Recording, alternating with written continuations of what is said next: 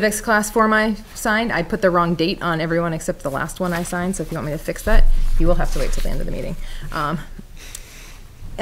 We will start with a review of the minutes from our work session on April 5th. Any comments, edits on the minutes from our last meeting?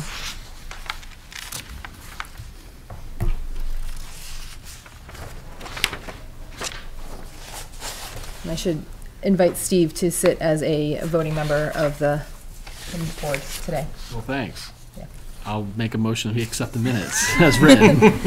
I'll second. Okay. All those in favor? Aye. All right. Any public comments unrelated to tonight's long agenda?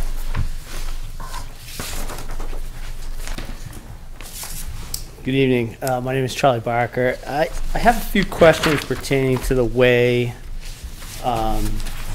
permits are processed, and looking online I was a little confused, so I'd like some clarification for that. Is the permit process, how's it work, and is the public allowed to see the permit applications when they're processed? So who processes all the permits that are put in? Is it the board, or is it individual, or how does that happen? And does the public get to see those approved applications? Would you like to comment on the process questions? Or do you Sure. want me to?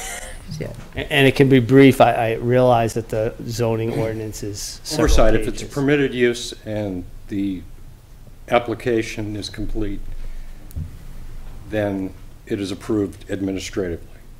Who does the administrative I do. approval? Just one person? Just one person. Okay. And is the public allowed to see those permits? Absolutely. It's all public record.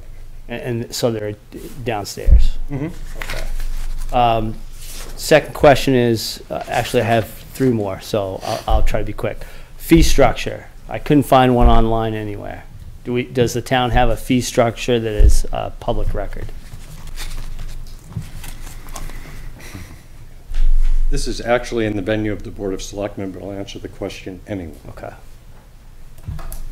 Each individual application has the fee structure on it. Whether we have them gathered in one specific place, I don't believe so. So the selectmen would be able to answer that better? No, the administration of everything is done under the aegis of the Board of Selectmen, not under the planning or zoning boards. So there's Also in a different chapter in the RSAs. So there's no fee structure. Our town That is has. not what I'm saying. Well, I guess that's what I'm asking. Where would I find that fee structure? On each individual application. So the town doesn't have like, A master list? not a master list, but a per square foot fee or per cost fee, Yes, per but thousand. that's on the application, the individual applications for the various acts. So if I was going to do a building and it was some addition, it was going to cost $10,000. Is it $1 per thousand, or is No, it 50 no, it's square cents? footage derived. It's I'm square gonna footage drive. Insert myself a little bit here. I think it sounds like most of your questions could probably be answered by the Board of Selectmen's office during regular business hours. Well, I want it to be in a public forum because I want it to be recorded. Okay. So that's why I'm here. Okay. So This isn't the forum, I believe is what she's saying. Am I Most- correct, Madam Chair? Yes, I mean, most of us sitting at this table, the planning board, we don't have we don't deal with the fee structure or things like that. That is the purview of the select board, and likely Okay, it's so probably gonna- that's what I'm asking. So I should talk to the select board right. And I would, because I couldn't find it on the website. yeah, okay. So I had the night off. So I'm Yep. coming to ask you folks because you're the ones that we put in charge of all this. So that's why I'm asking these questions. Fee structure, yeah, select board would be, All right, great. is this, John, do you have anything to add to?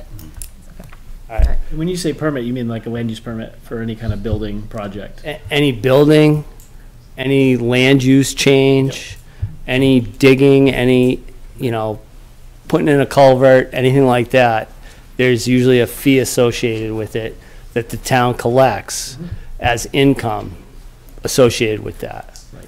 So I could tell you the long story, but I'm looking to find out what that fee structure Clarification's is. helpful. All All right. And the next question is, who adopts the latest codes for building? Is it this board? State of New Hampshire. Right, the state of New Hampshire adopts the 2009 IBC and 101, NFPA 101. Does this board No. look to adopt any No, higher permit? It's written into the zoning ordinance that it is, I forget the actual language, but it's included by reference.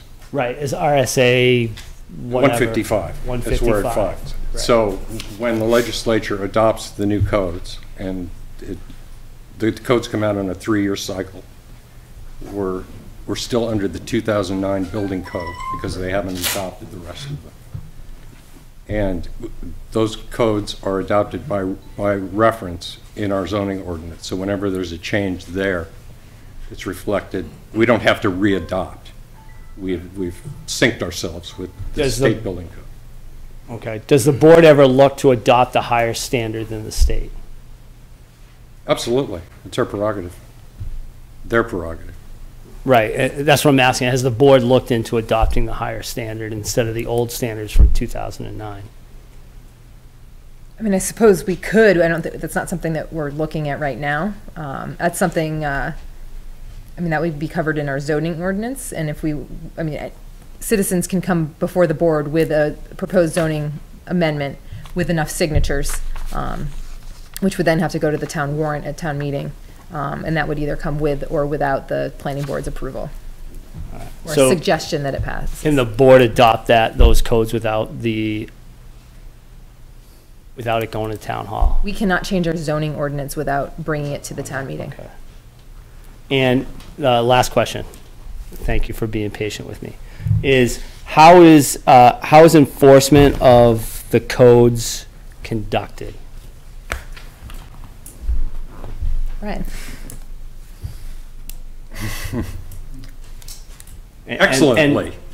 And I'll say this because of, and let me preference that question with a normal citizen that's concerned about the possibility of lost revenue in the town and codes not being enforced because things are getting. Would be taken to the Board of Selectmen, not to the planning board, not to the zoning board.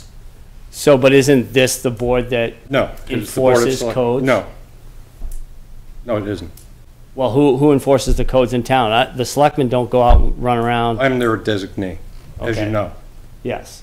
So the question is, things that happen in town, if they're not being enforced, if we don't have a fee structure for everything, and there's stuff going on in town that aren't being permitted, how is that getting checked? Where's the check and balance for that? That's more than one question.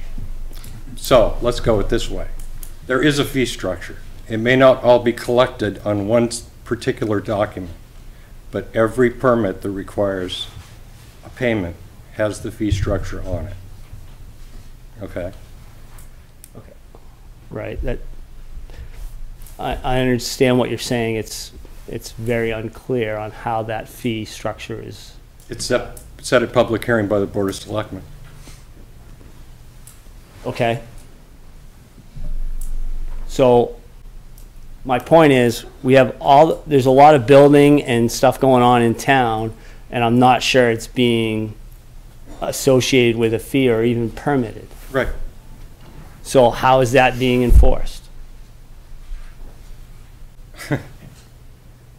If there's guys that are putting on additions or redoing, turning houses into, 3-bedroom houses into 4- and 5-bedroom houses, why isn't that being enforced as a permit issue along with It the is. IBC and the IFC? It is when it comes to the attention. Again, this is not the place for that. Hold on a second, Brian. I think. Yeah, I mean, if you go by and there's some construction going on, there should be a permit out there. I know exactly what should be out there. And if there is not, then you need to come to the town hall and report it to code enforcement, and they're to go out there. Because I had a permit, I didn't have my sticker out there, and Brian came by saw I had lumber and I had the permit in the house, but I didn't have it out there visible. So I know they do come by and check, and they So did that's, on me. so, thank you, sir. That's what I'm asking. Yep. You know, how is that being enforced when we, you know, Yeah. just down the road from me last year, or 2 years ago, we had a 3-bedroom home turned into a 5-bedroom apartment. Yep. You know, and There should be a permit, if I'm not mistaken, they're orange or red, and that should be visible, and you as a neighbor, you know, you can call, because I know shouldn't that be done by the town? I mean, well, it is by the code enforcement, but he has other duties also. So, you know, we depend on the public, or in my case, there was a neighbor. You know, they said, "Hey, you don't have a permit." And I said, "Yeah, I do, but I didn't have it displayed, and that was wrong." And so I put it out there.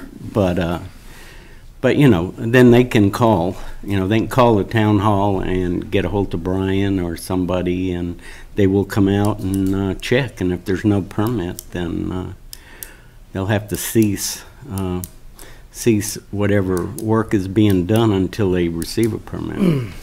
and so that being said, the reason I'm really here tonight is they're putting a parking lot behind my house. And I called today and got a very gruff answer on why it was occurring. So what I'd like to do is find out more, and if I need to go to the board or to downstairs during regular business hours, that's like what I'd like to know. Yeah, what you can do, we have a Board of Selectmen meeting Monday night, and you can contact the office in the morning and ask to be put on the agenda Great. for Monday night's meeting. Perfect, thank you very much. Mhm. Sorry to waste your time. No problem. Thank you. Any other public comments unrelated to the agenda? Okay, seeing none, we will move on to administrative matters. Brian, are there any administrative matters? None beyond the cases that are on the agenda, Madam Chair. Well, we will jump into that. So, new business. Number 1, boundary line adjustment between PID 202-042 and PID 209-041. This is at 38 Piper Notch Road. The applicant will review a proposed boundary line adjustment between the two parcels.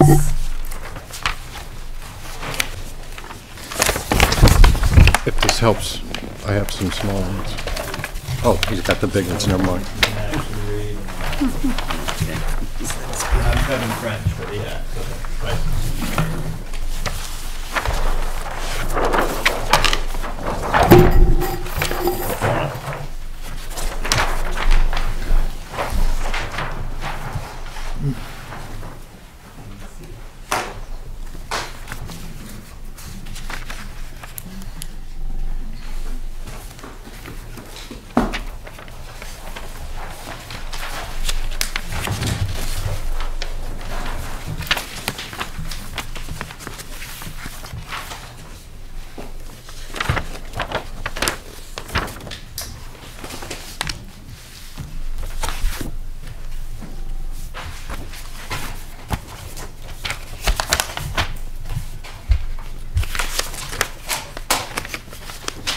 Kevin, did you bring your own clips? What's that? Are those clips yours or those with the board? These are mine. Well, I've been asked for this thing before I died. We're going to have to take them by eminent domain. yeah. It's be one of the conditions on the approval. Give you some room. You leave the clips. Yeah. Although it's always kind of funny to watch people wrestle with that thing, so. Okay, what this is this is the 2 lots on Piper Notch Road, which is owned by Dick Piper and his wife, and this lot happens to be owned by his daughter and her husband. And what the original boundary line went right by the corner of the garage and kind of cut through the edge of the pool and down, and it's shown by this dashed line here.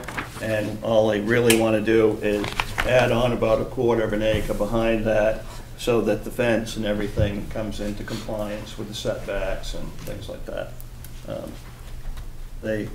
the remaining 8 lots, 11.5 acres, and he also owns property on, that goes to the town line, but he also owns the property in Campton too.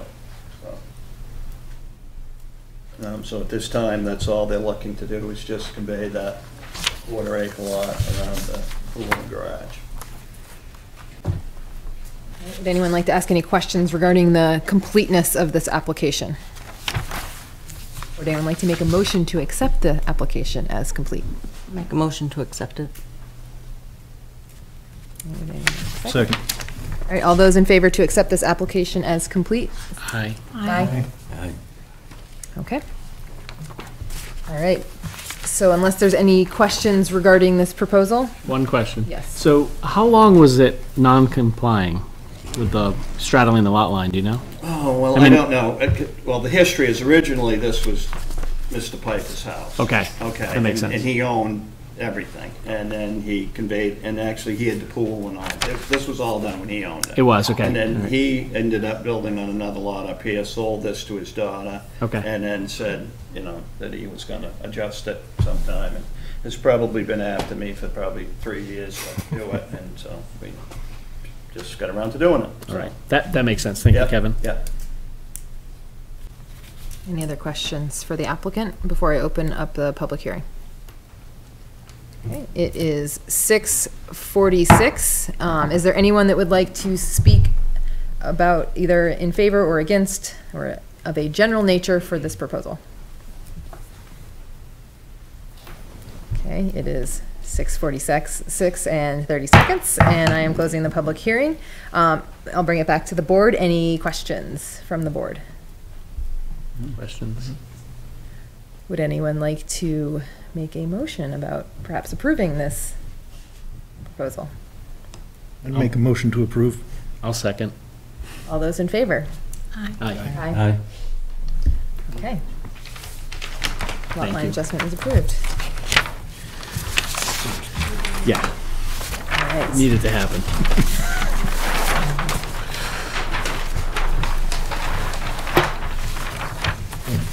All right, in the interest of moving things along, I'm gonna just keep reading Sure, through yeah. stuff here. So, number 2, site plan approval on PID number 101-002-001. The application will review a site plan for the construction of 2 covered picnic areas with solar PV panels on their roof and 3 pylon-mounted PV solar arrays and site improvements, including the future demolition of the existing Frosty Scoops customer service building and its relocation and expansion and increased parking on the Frosty Scoops property.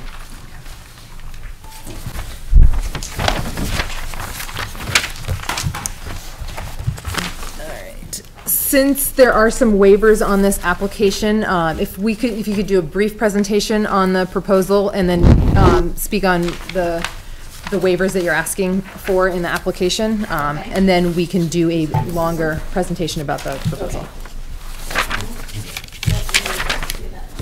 Good evening. My name is Alex Ray from Holderness, and I'm the owner of the property, the demise property we're talking about. And I'd like to do the first part, and if we get too technical with its solar things, we'll ask Sandra to jump in and go through the actual plan.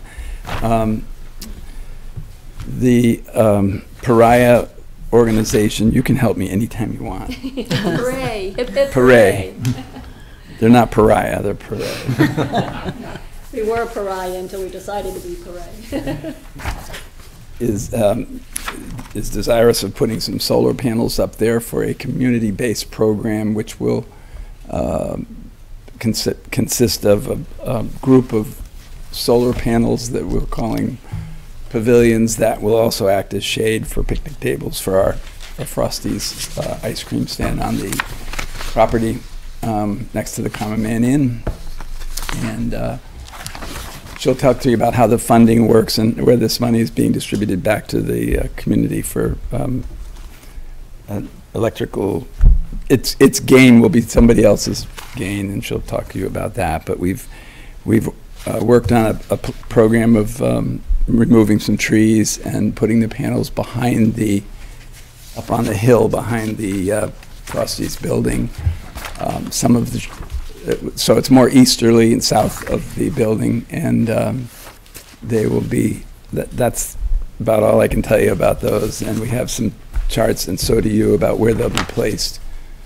There are other 5 panels? Yeah, 2 picnic pavilions and 3 ground mount solar arrays. And coinciding with that is my desire to take the temporary Frosty's trailer out of there and construct a permanent facility there. We haven't had any suitable water or septic there since we've been there. It's all been pretty poor, and we now have, when that road was rebuilt, we installed a water line over to that property from the main source, and we are planning this summer of jacking under Route 3 a sewer line to go pick up the line that comes from the McDonald's end of town down through there. So that's all been worked out based on approvals, and then we'll build the building. That may begin in July if things go well. One of our surfacing situations is that land was purchased by DOT twice by me. First, the front part where it's paved and Frosty's, and the second part was in 2012, and that is where these panels will be going. But there's a deed restriction saying that we have to contact and have the Archaeological Resource Board, what's the Department of Historic Resources, I think.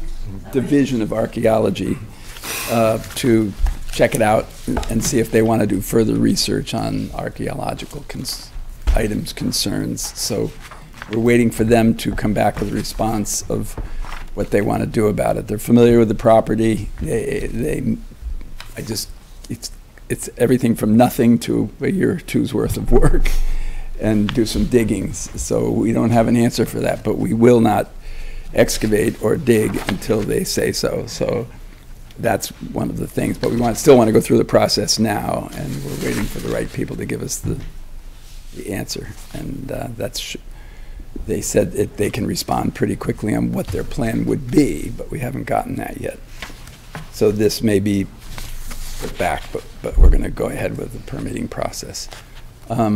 And Frosty's, same thing with the Frosty's building. I won't start digging that foundation until they give me the nod. That's one of the situations. But we are going to hope and plan. We've worked out a tree removal process to make space for these, which we can do without disturbing the soil or digging. And that's our phasing program that we plan to do if we get the permit for the panels. So you have in front of you a site plan for the property, which is, sorry, Steve. That's right. Which I'll You can block me. I got one in front of me. So the Common Man Inn is over on this corner here, and Frosty's presently is right up in this area, including the Frosty's trailer. So the new building would be behind it. And all of these would be the panels kind of close to the railroad tracks and to the southeast. There's a pretty severe escarpment back here. It drops down about, go beyond that, disturb that at all. And this is our total property that's here. So I guess that's about it. You want to tell them a little bit about the solar, what you're doing with that program? Sure. So the Plymouth Renewable Energy Initiative, part of our mission is to make sure that we're providing energy conservation and renewable energy resources to the entire community, not just those that can afford solar. As we all know, it's very expensive. So we started a new program called New Hampshire Solar Shares. We're collaborating with the New Hampshire Electric Co-op. And what we're doing is we're building solar arrays funded by charitable funds, where all the power produced by the solar arrays will be credited to low-income families. These are families that income level is at the 200% of the federal poverty guidelines. So these are folks that need some extra help. But we're not really marketing the program that way. We're marketing the program looking for families to participate that want to be energy champions, is what we're calling them, folks that will learn about solar and learn about energy conservation and reducing their energy usage at home. So they'll get a solar credit, solar shares credit on their electric bill by participating in the program, and new families will participate every 2 years. So this is our first inaugural array. Alex is agreeing to donating space for our first solar shares array. So this is kind of cool that it's happening in Plymouth, because this program can go throughout the co-op territory. So Plymouth is first. As long as the archaeological survey doesn't last 2 years, we might have to look to Warren, who's expressing interest. So the plan is we're going to have 90 solar panels. Our goal is not to overtake that hillside with solar, but to do it aesthetically pleasing. So we worked with Alex to come up with a way to combine a picnic area with installing solar. So there'll be 2 solar picnic pavilions. It'll be a shed roof, so one slope roof. And then these 3 are designed to just be small ground-mounted arrays that kind of go with the contour of the ravine. And in here is going to be a gladed part, what do you call it, a grove that'll serve as a picnic area with picnic tables for the ice cream stand. And then we worked out today that we're calling it the vegetation barrier between the grove and the road, so there'll still be all greenery along the road. We're following the right-of-way of DOT. There's a bank that goes up toward the bridge, and so we'll keep a vegetated barrier there just so that will not look at the power lines, and everything will be separate from the grassy knoll that's there. That's all along Route 25 right here. And the idea is to Route 3, sorry. That was me. I said that earlier. The idea is we're going to do like a nature path that'll go in between the picnic pavilions and through the woods. There's some beautiful big oak trees here. If you've never walked back behind Frosty Scoops, as soon as you do, you'll see them. But we're kind of making that, at the architect's recommendation, kind of the backdrop of the grove. And a lot of the nicer, bigger trees are being kept in the grove. We're going to be cleaning out all the little stuff and dead stuff. We will be doing some tree removal along the railroad here. And a lot of it is pretty dead stuff. If you walk down the railroad tracks, you'll see, but there's a nice old apple tree that we'll be saving. We had Doug McLean out there today doing some tree identification with us and pointing out some neat trees to make sure we save. We're also going to be doing some planting to bring back some greenery, or I'm not sure what they call it, but nice ground cover. Ground cover, perhaps edible plants. I don't know. We'll be working with someone who knows about this stuff for that part of the project. A couple of folks from the Plymouth Garden Club have expressed interest in helping with that. So we're looking at this as a community-based project. We're going to get the students at the high school involved in painting the posts of the solar arrays. An update, since you received your packet, they will be 4 legs versus 1 single pole, because excavation for a single pole is a lot more disturbing. Yeah, disturbing to the soil. So these are the kind, they can go, Revision Energy is going to be the installer. They come in and they can just drill right down and put these posts in without having to do excavation.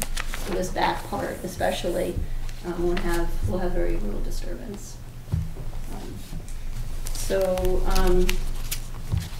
I guess as far as the waivers, if we can go down through that. Let's see. We don't have a survey for the property, so that was one thing we had asked to be waived, although Brian had expressed from the get-go that it might be something that we need to do. We have a state survey, but it's not a stamped survey. The DOT has crawled all over this property when they sold it to me and did surveys, but they're hesitant to have me use that as our survey. They say it's their survey, not our survey. But that's what we have. With all the meets and bounds on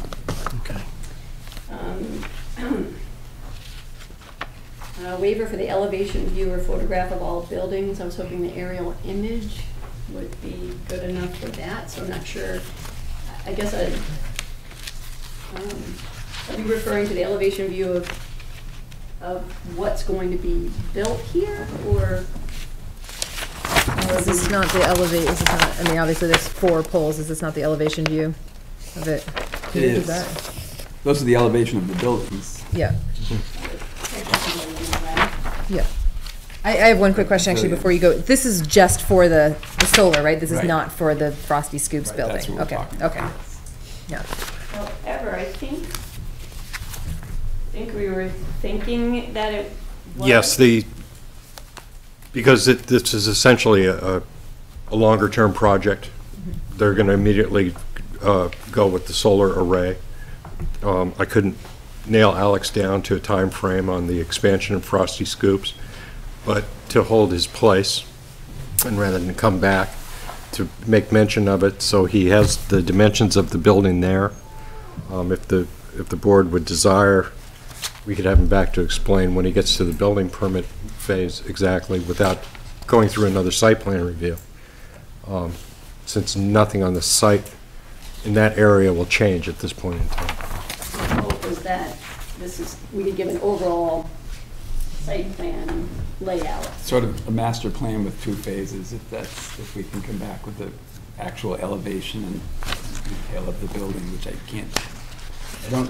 we haven't done a profile of it. I don't know, we're gonna slope it and cut it into the hill, so I can't give you all the information on the building yet. That's the problem, but other than a footprint. 40 by 40 feet. You want to describe it at all, or? Yeah, it's a single level floor, barn type looking building with a screened in porch around 3 sides. The basic building inside is only 20 by 25, but it has a screened in sort of porch. By the way, it'll be only a summer operation. That's about all. I'm waiting to start it when we get our septic line in under the road and we can't use it. So I'm keeping for this summer, keeping the old building being used. If we can get going on the other building, I'll come back to Brian with the specs of and we'll put for a building permit, if that can be done. So the idea is to move forward on the solar part of it. We've been successful at raising most of the money that we need to make that happen. The sooner we get the PV working, the sooner we can get our program underway. And this won't disturb what Alex wants to do on this side of the property. Can I explain that this wouldn't be a change of use or anything? It's a relocating, let's call it a relocating of the building. It could be considered an expansion of the footprint. I don't know exactly where that falls in the chips. It's just a bigger building. Yeah. That's what I mean, expansion. Yeah. I have a question. Bigger building. Is the picnic area park intended to be a public space or a space specifically, exclusively for customers? Well, that's a good question based on Starbucks issue. I'd like to think it's a public park. I've never said to people you can't go there and sit down and have your McDonald's coffee and a Starbucks. And I wouldn't. I don't know how to answer your question. So it's not that. I don't know if there's a defined use for a public space, but it certainly would. You're not going to be checking receipts. What? You're not going to be checking receipts for. No, you don't have to. You can't use in the prior history, you can't use the Porta-John unless you buy an ice cream. Before we get too far into questions about the proposal in general, I think we need to talk about the completeness of the project. And I think that is a good place to talk about whether or not this application is going to cover it for the structure.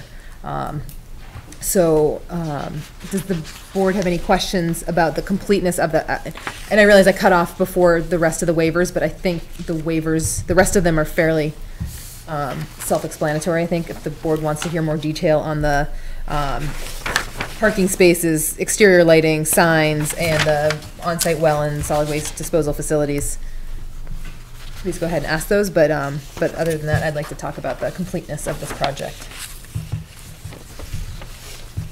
Can we talk about the completeness of it in the context of it being a 2-phase site plan, where if we approve phase 1 for the New Hampshire Solar Shares, there's a condition of approval that Alex would come back when he has the elevation for his building?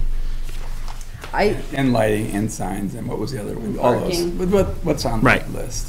Yeah, parking, and then obviously the well and solid waste doesn't, we know that's covered by municipal. So I like that idea that there is a condition that you come back with the proposal for the building.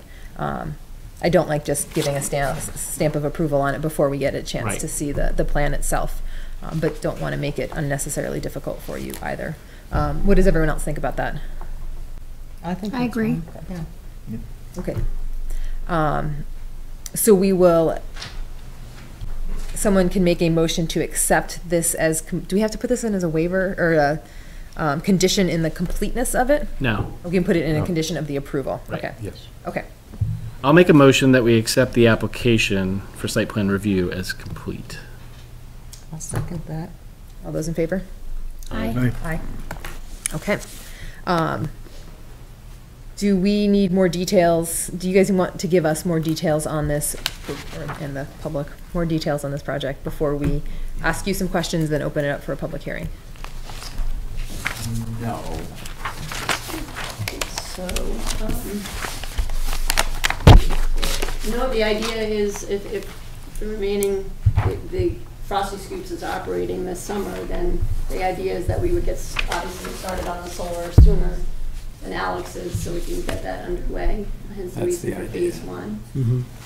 So there's no difference in water or sewage usage for these structures.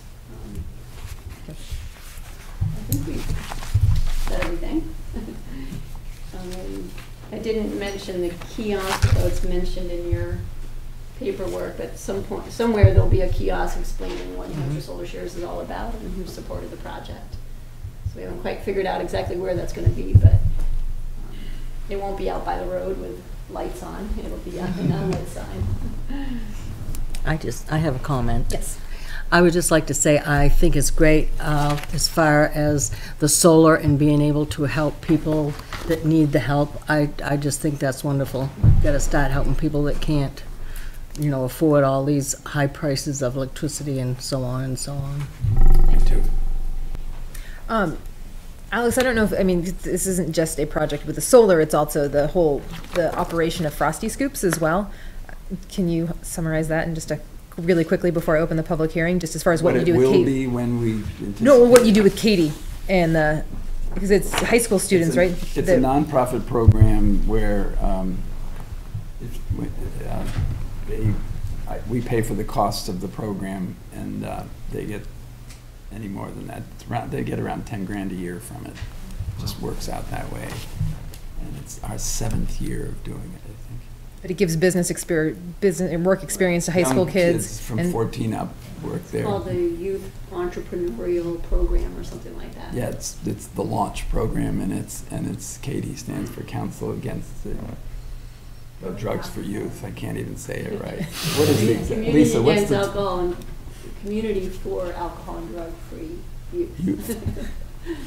I just think it's worth mentioning that this is an interesting nexus of a lot of entities in town that I think is really great. So, the only kind of place that kids can work under 17, and so it's really great, I think, and they manage it and run it. So if you get poor service, that's why. They're learning. my dog really likes the ice cream too. So. Are there any other questions from the board before I open the public hearing? Okay, it is 7:08 and I am opening the public hearing. Is there anyone that would like to speak in favor of this proposal?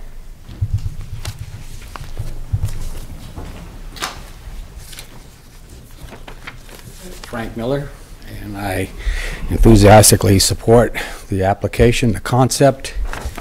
It's improvement of an existing operation. It's going to enhance piece of terrain and the environment, and I believe it's in keeping with our master plan and our renewable energy program, and I think it definitely deserves approval. Thank you. Thank you, Frank. Thanks, Frank. Anyone else wish to speak in favor, against, or of a general nature regarding this proposal? It is 7:09. I am closing the public hearing. I'll bring it back to the board. Questions from the board? Comments? guess my only comment would be for the second phase, when you come back and you have those other details about the building, if you could be thinking about drainage for the additional parking area. That's always a concern of the boards, and so if we can just understand what your plan is for that. But that's it Yeah. for me. I think that's good to sort of give you a heads up of what we tend to think about, so. Just a protocol question. How are we going to view the second proposal? Is it, like a new application, or, is it design review phase at that point? Is that what would work best, do you think?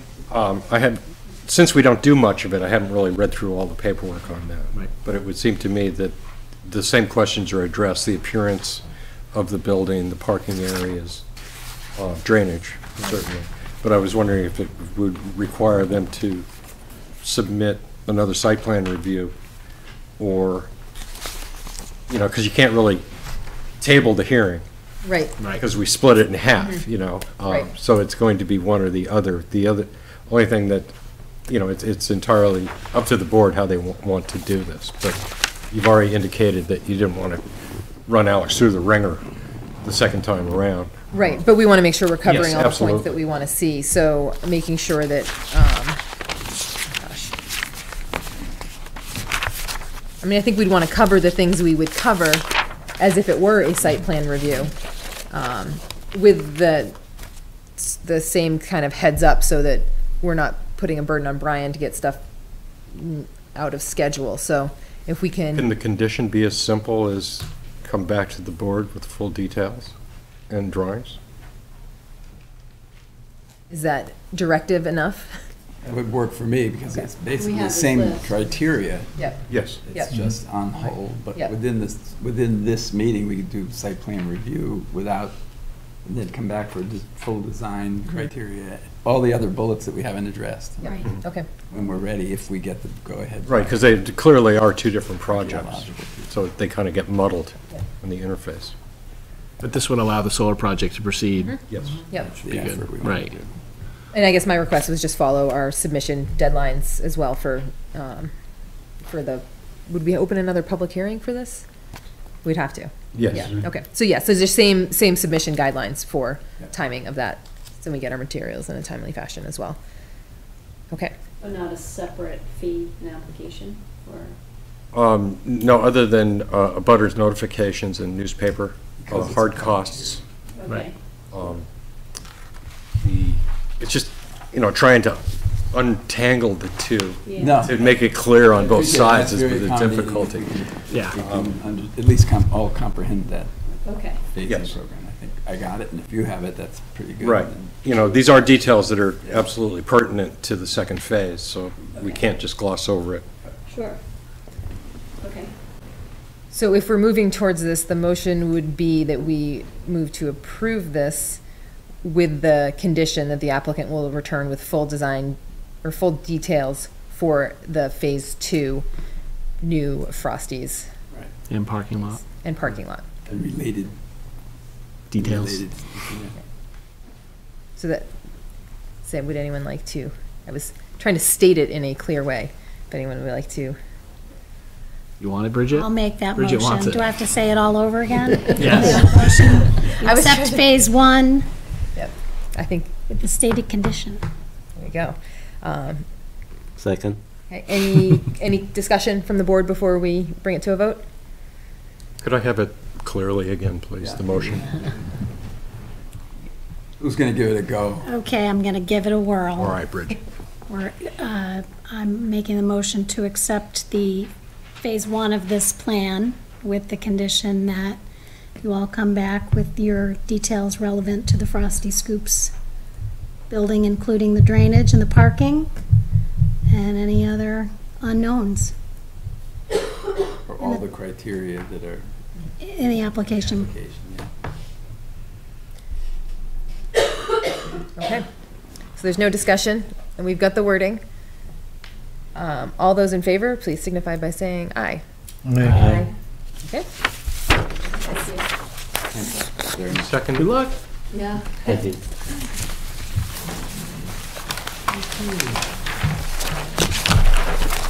Okay.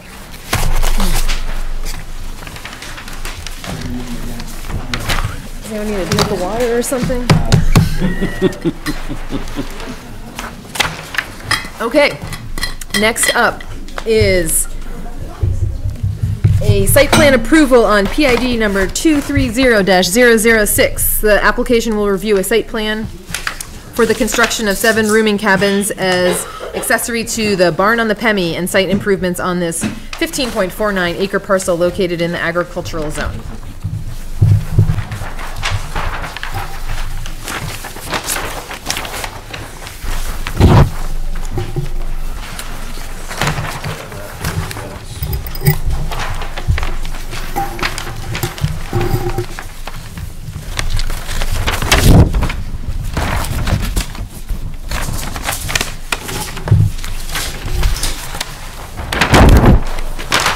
I'm sorry.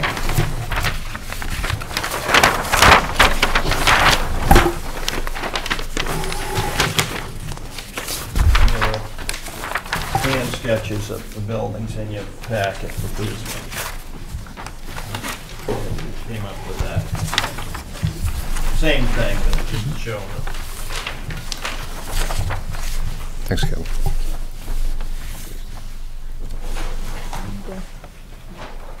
These guys.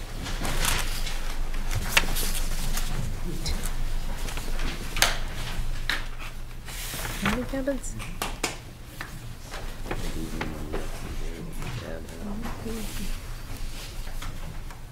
I see 8 cabins.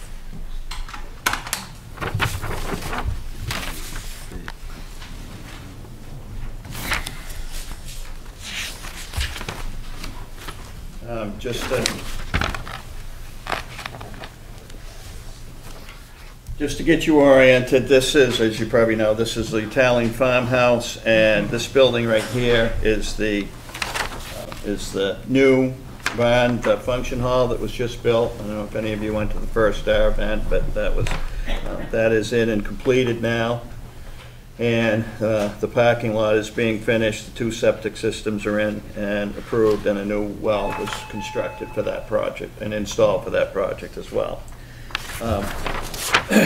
What Alex would like to do at this time is construct a gravel or probably bluestone driveway or kind of a cart path around the brow of this hill and construct some one bed, 1 bedroom tiny houses or cottages for use with the function hall. Function, so people come, they can stay over and things like that for weddings and events like that.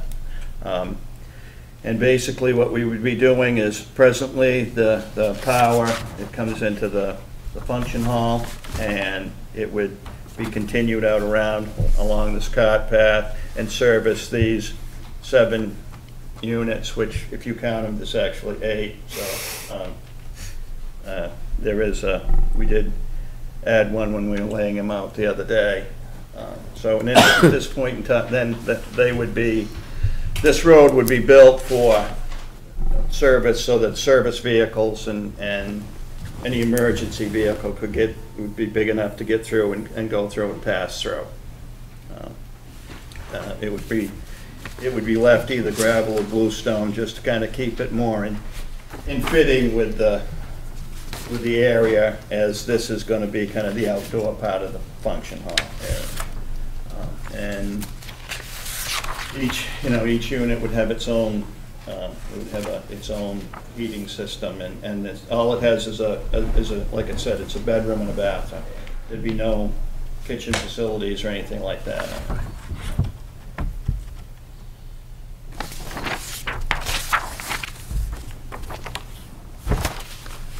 All right, so completeness of this application.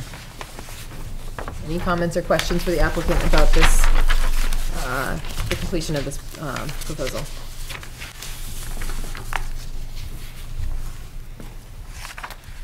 Would anyone like to make a motion to accept this application as complete? I would like to make that motion. Okay. Second. All right, all those in favor signify by saying aye. Aye. Okay. Let's see. Any other immediate questions for the applicant before I open this up to the public hearing?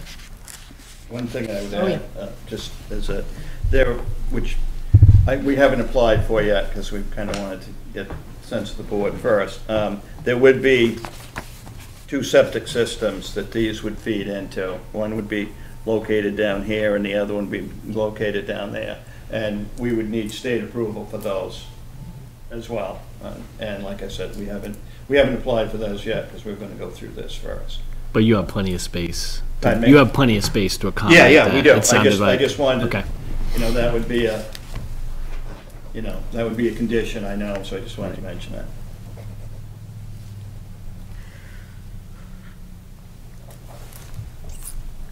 All right, unless we have any questions we want to ask, or is there anything else you want to present to us No, before? no, Okay. no, sorry. Okay. Any other questions before I open up for a public hearing?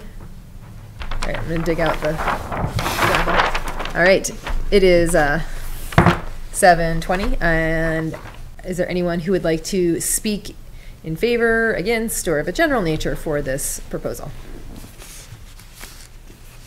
Frank Miller, again. I'd like to speak wholeheartedly in favor. I believe this would add some charm to the historical value of our new barn that we have there, and that it's a wonderful attraction to the town of Plymouth. And I believe these cabins would add the unique charm to that barn and its environment it's in, and I believe it's in keeping with our plan for the character of the area, and I would highly recommend and support approval. Thank you. Any other comments on this application? Okay, it is, oh, So fast. Bill. So I'm generally in favor of the application. The only question I have is the dog leg that comes off the parking lot that serves the cemetery. I mean, The dog leg that comes off the parking lot that serves the cemetery. yes. Yeah, down which is here. right here, sorry. Yep. Is that going to be like serviceable? I mean, can we get like a municipal vehicle in there to take care of the cemetery, or is it going to be a path, or? They always have had, we moved it because that cemetery was served by an easement from Right, but that easement's going to be going away, right? Or is Well, that gone? it's actually, no, it's still, we actually moved it. It's over here now. But we Okay. did leave that, basically because it's a better access into the cemetery. Okay, The old access was a very steep, yeah. Right. bad, and in a big curve, so. That's been that taken care blocked off. Now they come through either the McDonald property or our property to get to it. Excellent. I'm totally in For favor. maintenance. All right, thanks. Is that it? That's it. Planning on going there, or? Yeah. I just had a couple of points of information that. Yeah, let me close the public hearing first, unless, Oh, yeah. okay. If that, unless is there any more comments from the public? Okay, it is 7:23, yes, 7:23, closing the public hearing. Yeah, yeah. Just more points of interest that may not be necessary, but there's underground power, naturally underground water, but underground power to all of these, and septic, and we've already talked with the fire department about access for primarily an ambulance, because they think they'd service it from the top of the hill anyway if there were a need, because they're all right along accessible from the other area. And the houses are 16 by 16, they're 256 square feet, which is smaller than our rooms at the hotel, by the way. And no kitchen, which he pointed out, so the impact. Oh, they're winterized for full use year-round, and they aren't just for functions, but for people that might want to stay there just because they're there. So they're pretty neat by design. Well, that's slightly biased, but they're but they're going to be rustic looking, like an old camp, Lake Bagog or something like that, with live edge siding and kind of old-fashioned tin roof like we have on the barn, so that they look the part of rustic, but yet fully insulated, energy, code installation, and a little 5-foot porch on the front, screened-in porches. So that's the size of them, if you can picture that, and that's about it. I just have a little question. Yeah. Did you say 16 by 16? Yep. It's 16 by 20, isn't it? It's 16 by 20 overall. The one's a 5-foot porch. So if you add that to it, it comes out. Oh, okay. All right. This does say 20 for the building. It does. I thought it did, but, which is fine. But Overall size, yeah, but 5 feet of it's a porch, so it's really 15 inside and 5 outside, which is 20. Do you see what I mean? Yeah, the drawing says 20 for the actual building. Yeah, I think it is 16 by 20. And then 5 feet plus. Yeah. I'm sorry, the full distance of the roof line is 20, and of which 16 feet is the house, and 5 feet is, I know that's 21, but I can't add. Sorry. Yeah, okay, no, I just wanted you to see what I'm looking at, and let me know if I'm wrong, because in future, I want to be, see, I just said 16 by 20, which is fine, and then 5 feet for the porch. This is That's 16, wrong. Yeah, and this is 21 feet here. That's 21 there? All the way, what I'm saying is 16 Oh. plus 5 is 20 for the overall building. Okay, This building okay. is 15, this is 5, this is 21 total? Yeah. Okay, all right. Was I reading that wrong? No, No. this is an old drawing. Well, it's on this one too, you see now. Madam Chair, a butter called asking me questions about lighting. What was the question? How are they going to be lit? And once Internally, you mean? yeah, I mean, is there going to be site lighting on the path? Or is it individual? Okay, I'm aware of, shoot, the light sky lighting or whatever. right. Ground lighting if there is. There will be ground lighting. Yeah, because it's By the not, way, it's not for vehicular access, the road. thank you. It's only 12 feet wide for emergency, primarily an ambulance is what they're concerned with. And it doesn't T-bone, it connects back to the main road. It goes all the way around and up. So Alex, There's no cul-de-sac or anything. folks that stay would park in the main parking lot? Yes. Okay. Yep.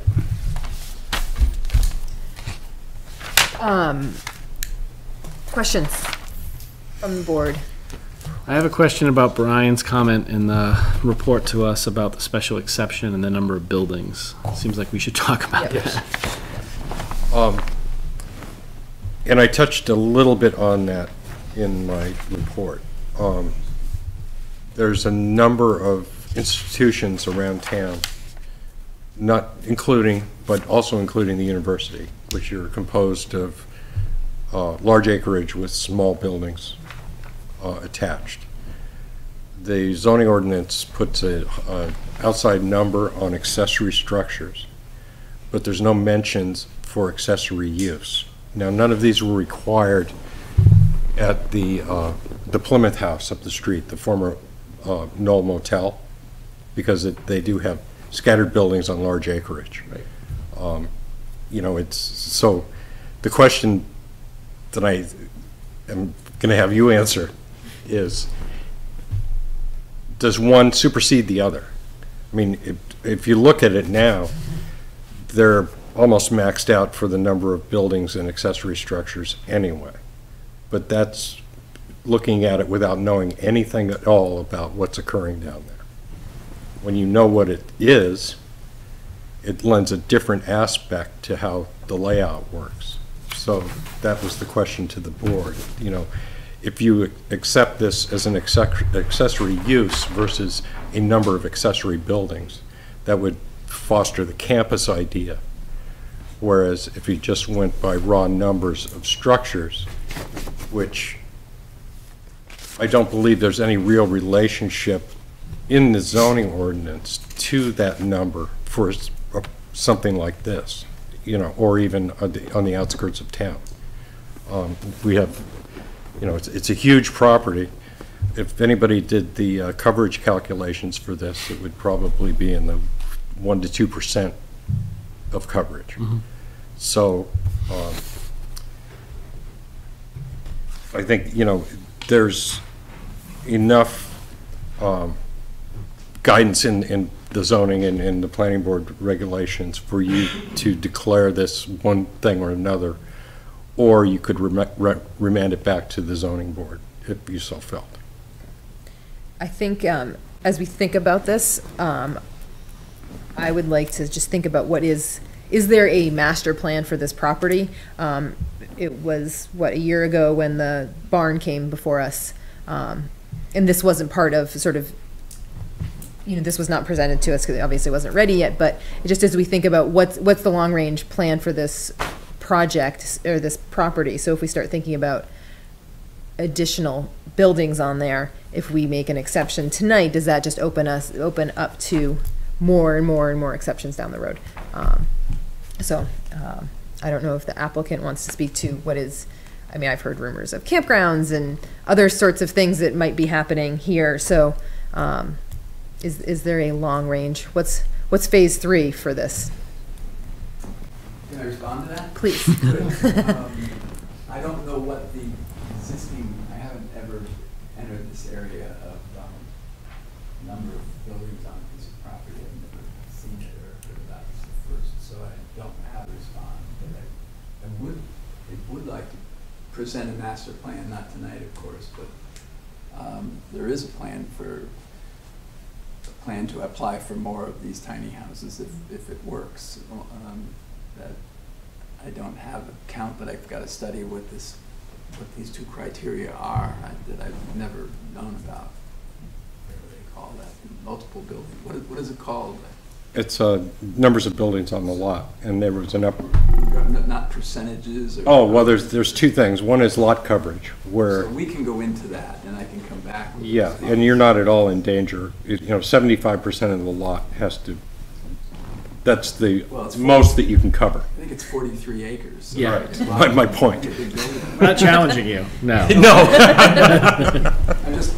Yeah. I've never talked about maxing out the property, right? So I'm not ready to respond. So we'll talk about it and come back with my master plan, which is no campground, by the way. Just all sorts of rumors. Did you mention what the two were? You said there were two.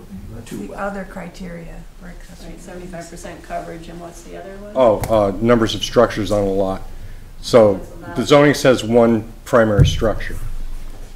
So generally, that's your house and your garage. Your garage is the accessory structure to it.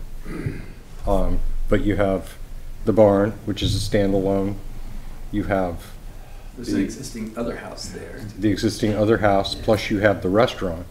So there's essentially 3 primary uses on that lot. Into it now. We probably shouldn't, but there could be more lots there. Well, that's just it. Is you can certainly get around it. That means maybe more septic, but you could, yeah. I just don't. The answer is I don't know tonight. But you've laid a new area of discussion. What does the board think? Well, I'm trying to remember the previous discussion that we had with the possible proposal for tiny houses in a small space. And I'm trying to think if there's any relevance of that discussion here. We said if it was a dwelling unit, it had to meet the minimum lot size requirement. Right. So these are not dwelling units, right. But they're it's an accessory use to the business that's already occurring on the lot. Oh, he's offering them an ability to spend the night if they so wish. But it's certainly reasonable and customary to do something like that. However, you have the one side of the thing is saying you can't.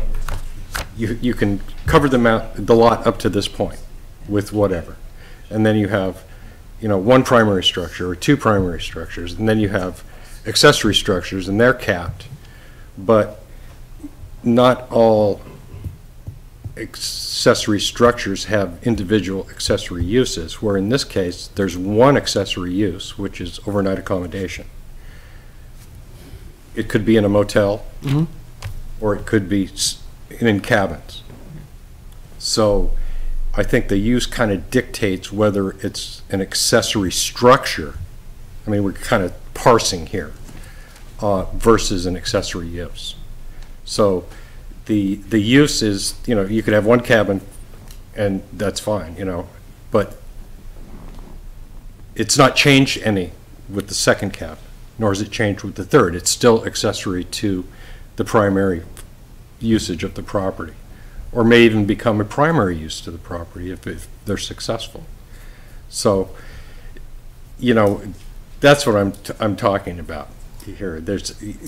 And we touched on this at the last meeting as far as the kind of the inconsistencies within the zoning.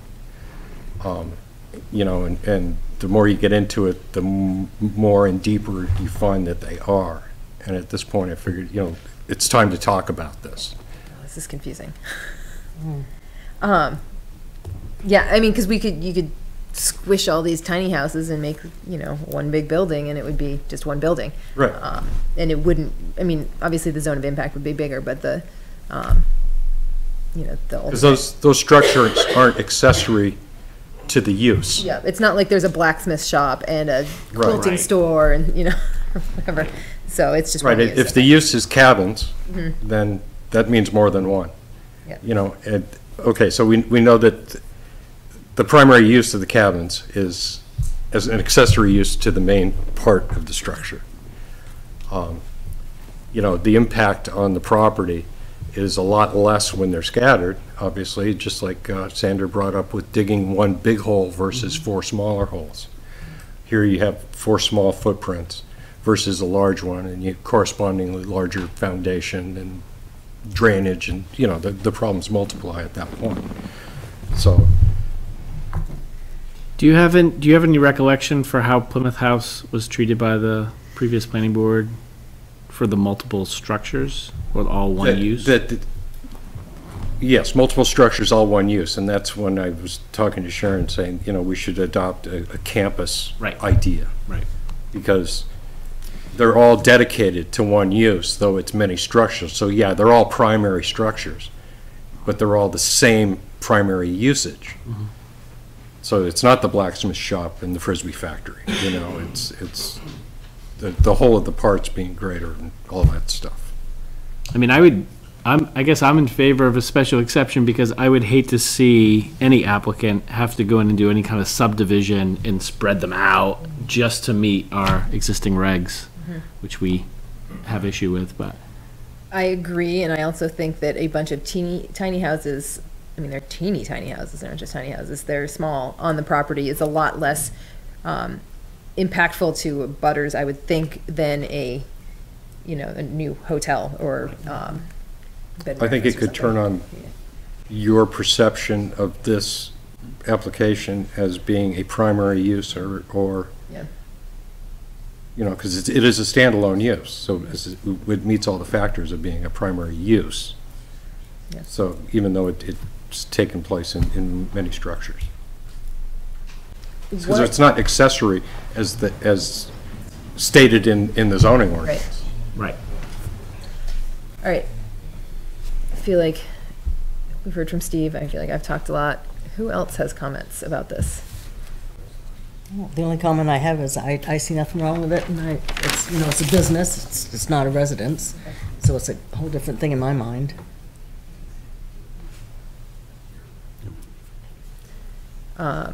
Is the board amenable to hearing Frank's comment on this outside the public hearing? Sure. I didn't see his hand. I was thinking that we could call them mother-in-law cabins. Oh, good idea. You have to have a mother-in-law too.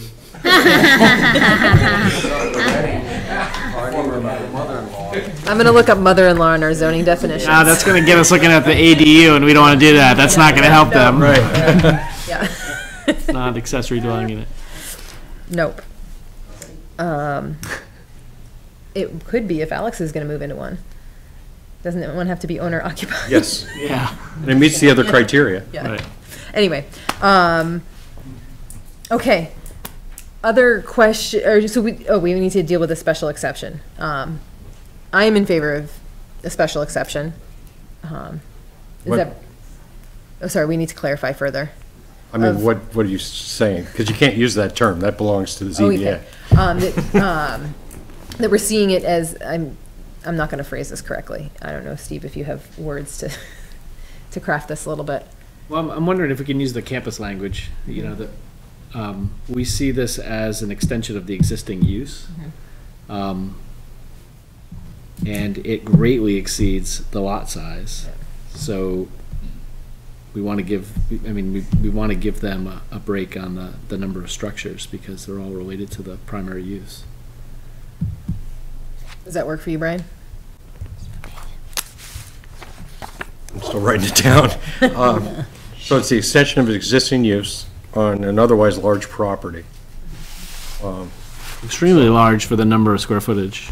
Right. And, you know, it goes to the numbers, you know, again. So this use, as we're discussing here tonight, is a standalone use.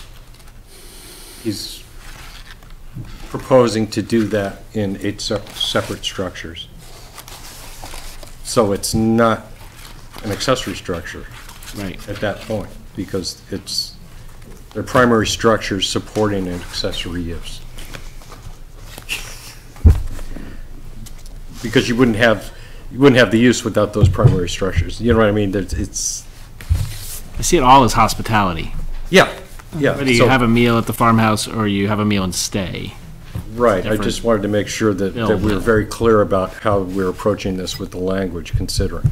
Right. Okay, so they are, we can say that they're primary use, or they are, I'm confused by this. Let me ask a clarifying question for Alex's benefit, or a future property owner if he were to sell. Is it cleaner to have it go to the ZBA and get the special exception so that there's no ambiguity? That's always the default. However, did the Plymouth House, when you see a similarity of use, have the power to declare it so. That's helpful. Yeah. And that's very clear in the zoning ordinance. Okay. I like option B. I like option B too. Anyone else? Option B. Option B? Okay. We see a similarity of use. We're not gonna send it, we're gonna keep it with it because it using is your a language. similarity in use to an existing property that has already gone through this review process. We're gonna make the decision here at the planning board instead of sending the applicant to the zoning board to get a special exception. Yeah. So we're gonna keep it within our purview. Okay. So I have it as, it's a primary use composed of separate structures. Yeah. Yeah. That's accessory to the barn. I mean, it all kind of hinges on the one that came before it, but being that it is standalone quality, I think.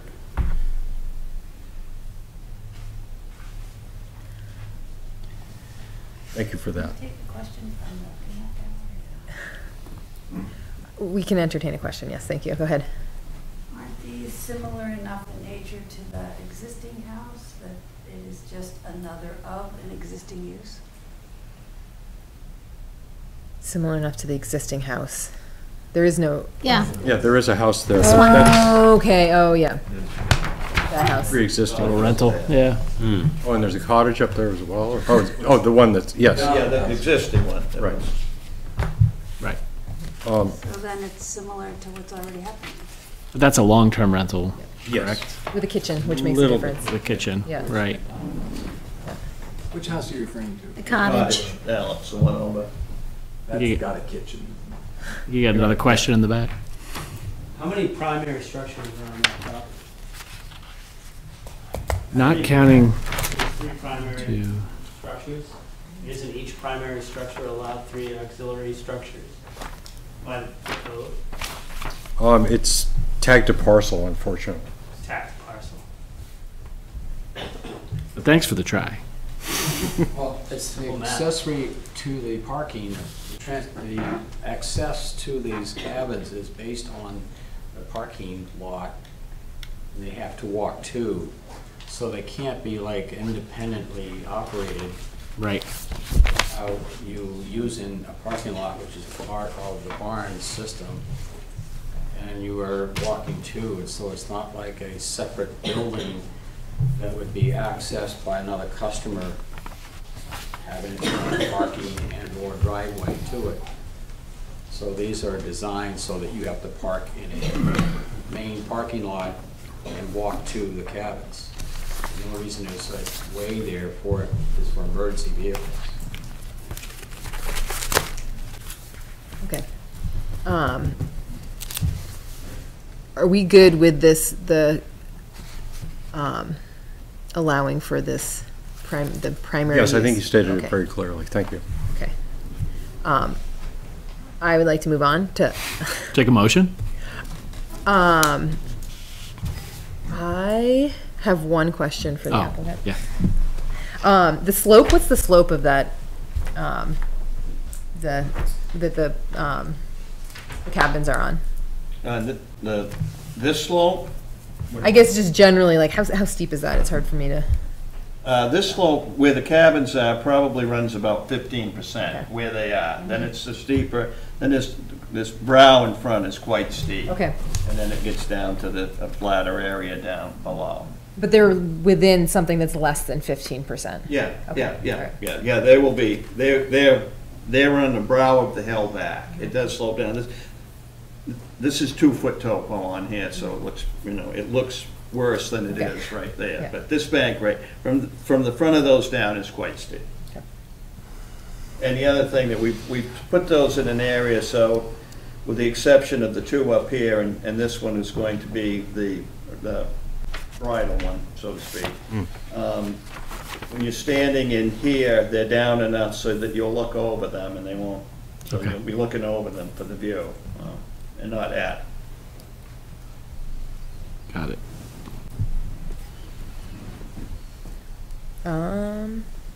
Those are my questions. Anyone else have questions? Would anyone like to make a motion of some sort or another? Well, I make a motion that we approve these plans Okay. for the cabins, and so he can go ahead and do the project. Second. Any discussion from the board? All right, all those in favor, please signify by saying aye. Aye. Woo, okay. Thank you. You're welcome.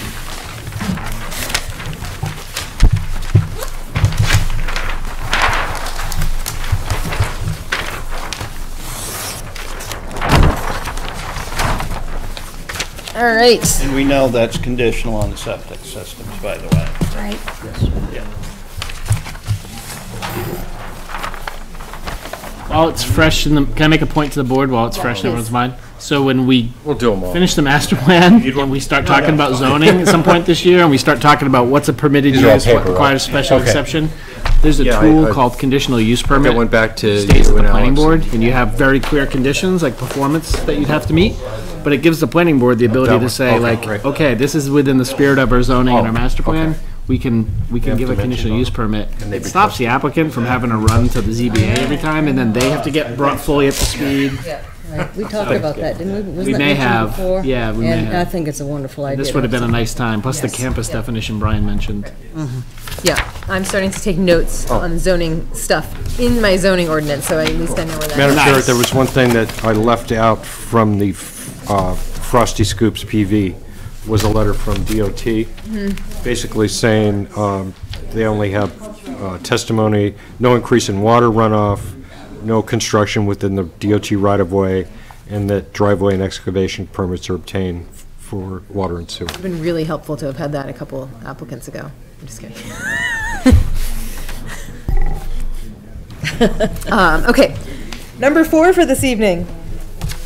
Site plan approval, change of use on PID number 109-051. The application will review a site plan for the interior construction of a restaurant within the existing building. This is a long-established property whose retail spaces undergo periodic change. Okay, is there a representative from this applicant? So it doesn't actually say where it is, but.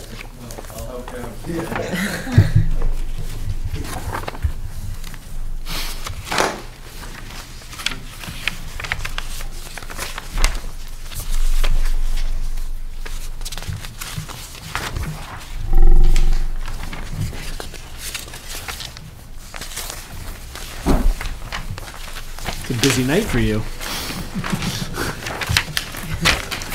Busy night for us. Wow. Left the clamps up there. Yeah.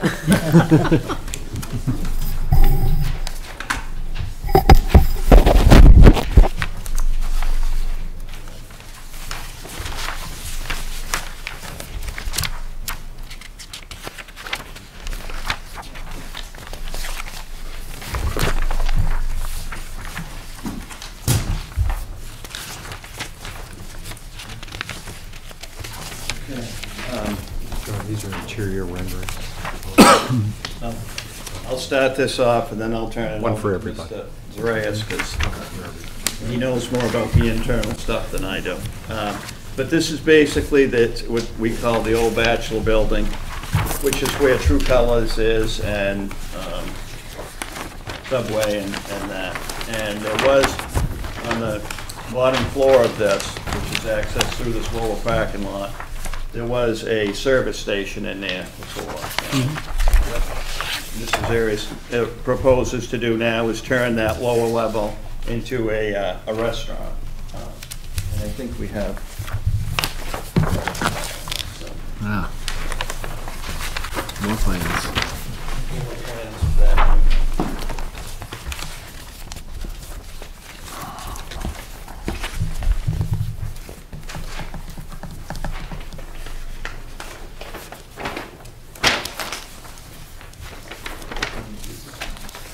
And I'll go over the outside things first. Basically, things will remain the same. Most of the changes are going on inside the building. There won't be any, there isn't going to be any changes on the outside of the building other than, cleaning up the entrance and then redoing the entrance. There was going to be a sign. There was a sign up here. The posts are there. There's no sign there now.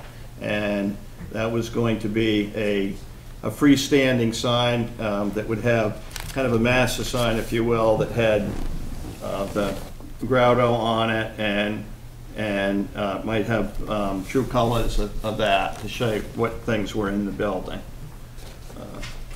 And there's a existing entryway light, and that's would be there. There is another light pole down here. It's existing lighting, and that would remain the same. And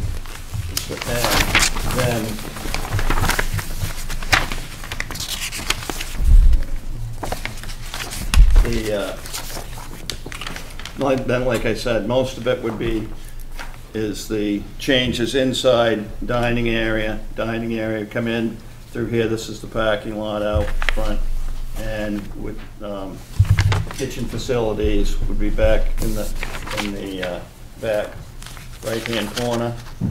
And as far as the operations of that, I guess I'll turn that over to you for that.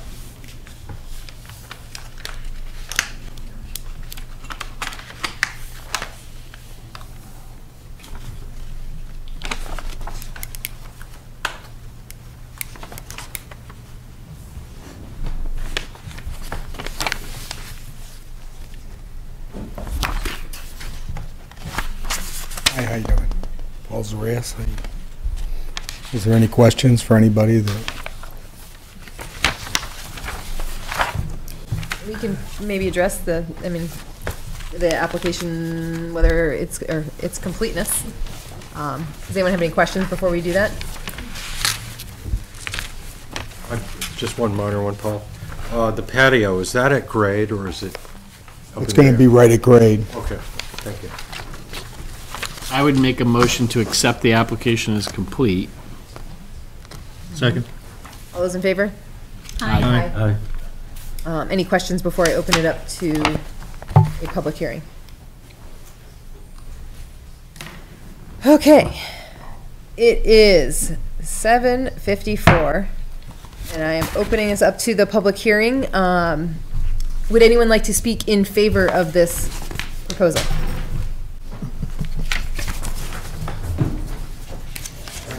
I'd like to speak in favor of this. It makes a very good use of an existing commercial structure, a change of use, but it's had many uses over its lifespan, and I believe this would help with some of our empty storefronts, and I believe this would be in keeping with the character of the neighborhood, and it would help some of the improvements of the area as far as parking and drainage and the like. So I think it'd be a good asset for Main Street.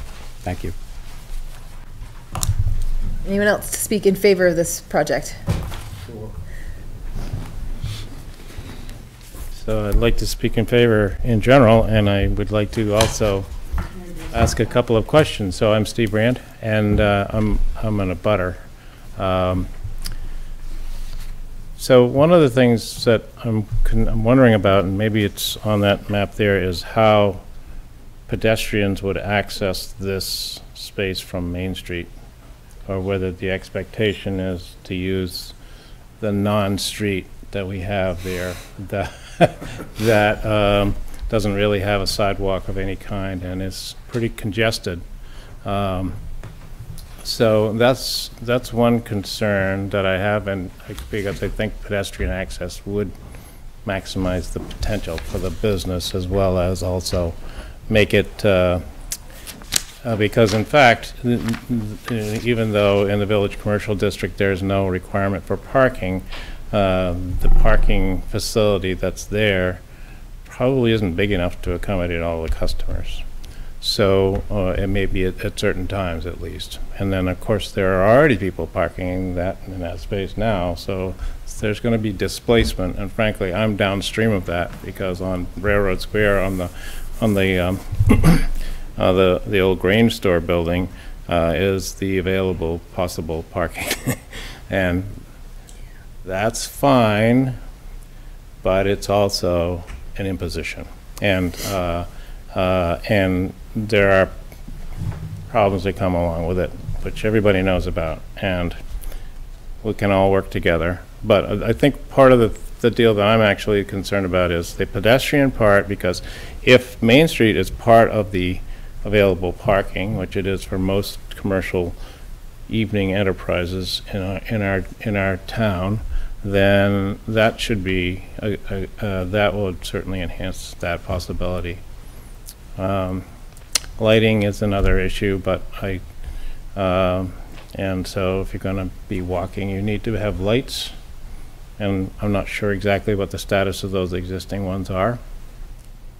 And then from the town's perspective, it probably would be a great idea to clear up the status of that road, but that's not your job.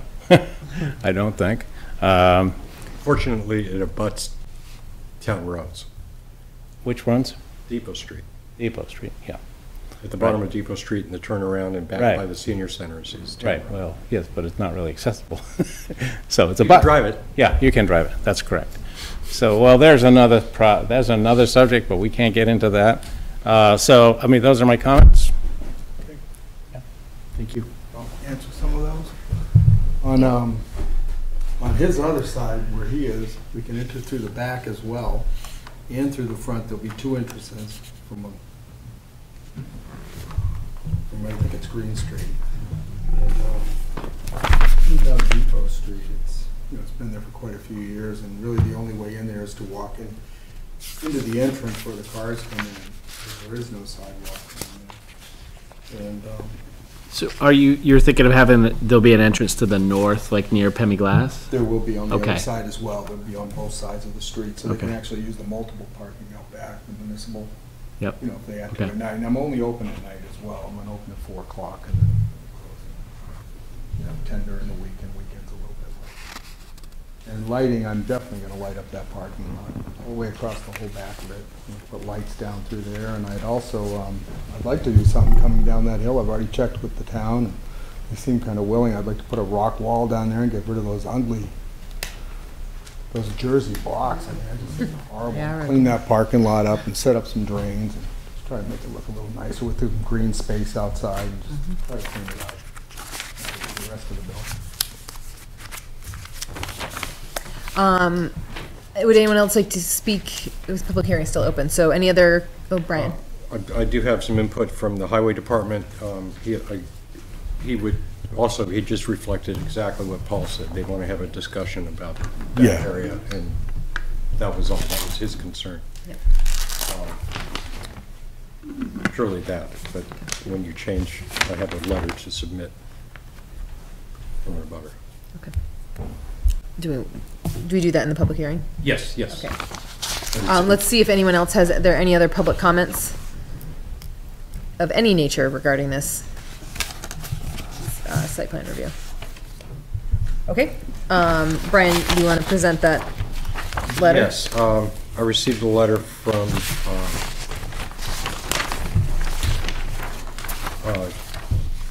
Chuck and Berman and Dave Chapman. I think it's included in your packages. Yep. Concerning future uses. Would you like me to read the whole thing? No. I like the way you say that. Would you like me to read that? Can you summarize? Yeah, can you paraphrase? What happens when, in the event of the failure of the restaurant, will it turn into a bar? And bars are not allowed in the downtown. It all has to do with what the Liquor Commission calls, you know, a restaurant with full service versus an entertainment area.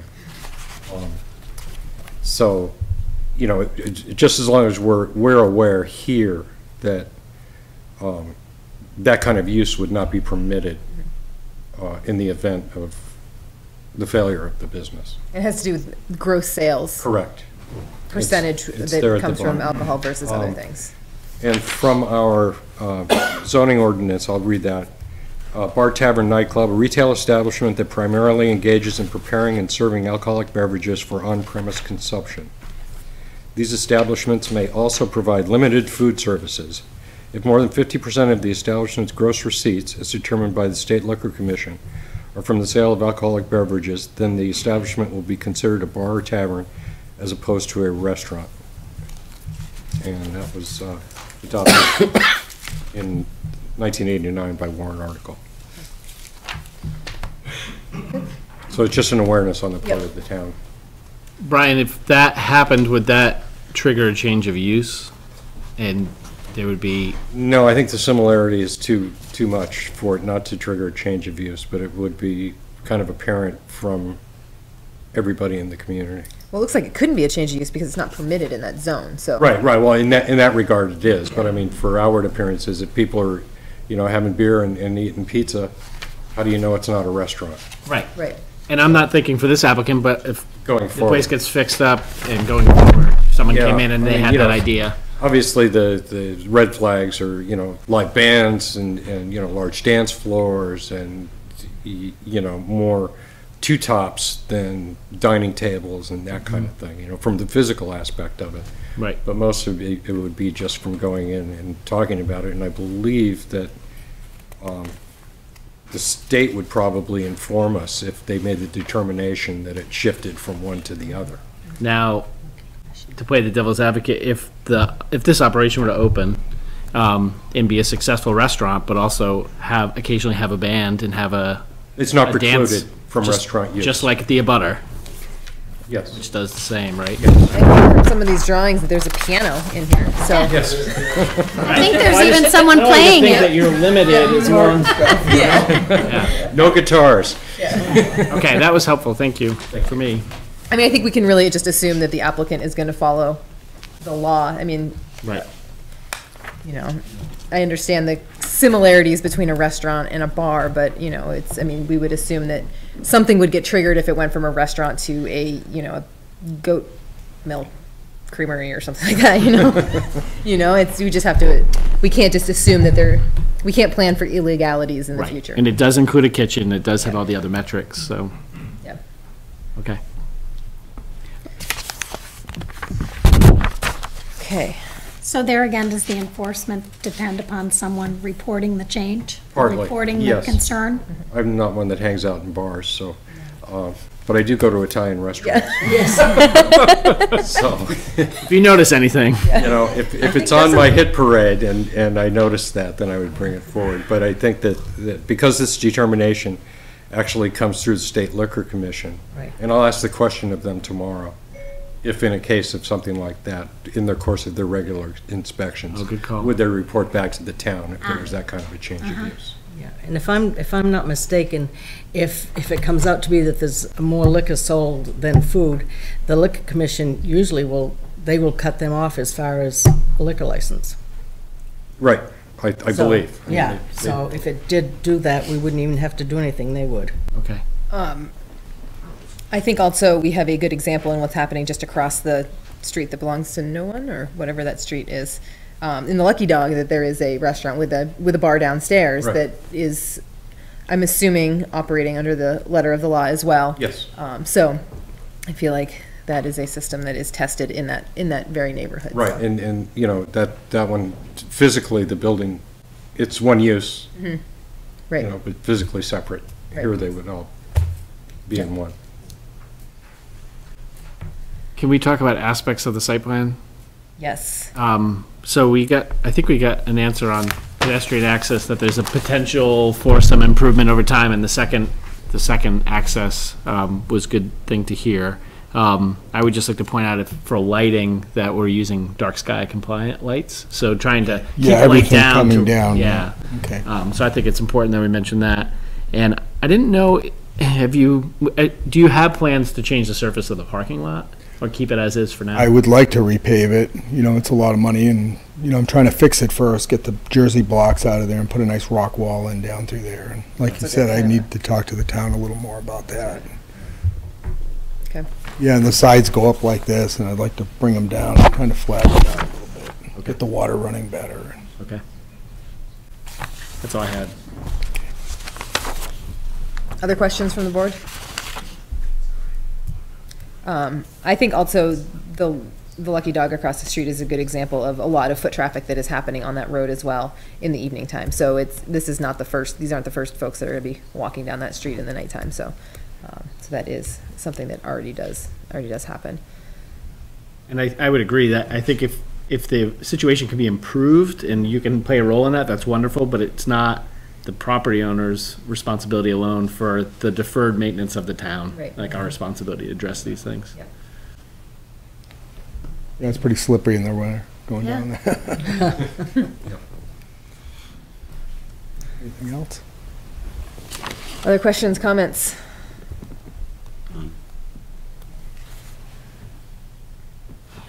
She wants a motion. I'm trying not to prompt anyone. I feel like I've said that 18,000 times today. We've had a lot of motions. There have been a lot of motions. I'll make a motion that we accept these plans so that he can go ahead with the restaurant. He'd like to put in there, the Italian restaurant. So we want to just make sure there is that condition for the dark sky Yes. lighting in there? And to get with the highway superintendent. Okay. All right. I'll second. All those in favor? Aye. All right. Thank you. Thank you. That was a lot of applications. Okay. Oh, he litters wherever he goes, Paul.